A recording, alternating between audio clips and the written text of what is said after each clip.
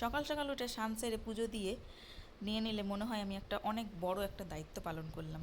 কারণ স্নান শেষে পুজোটা না করলে মনটা কেমন যেন একটা খুঁতখুত করে এবং মনটা অস্বস্তি অস্বস্তি বোধ করে। তা আমি স্নান করে যতই তাড়াতাড়ি পারি আমি পুজোটা দিয়ে দিই, কারণ এটা আমাদের ধর্ম, আমাদেরকে করতেই হবে, সেটা না করলে আমাদের অসম্পূর্ণ। আর এটা বেশ করতে আমাকে ভালো লাগে। স্নান করার শেষে আমাকে স্নান করে পুজোটা দিতে প্রচুর ভালো লাগে, নইলে আমার সারাটা দিন খুঁতখুত করে।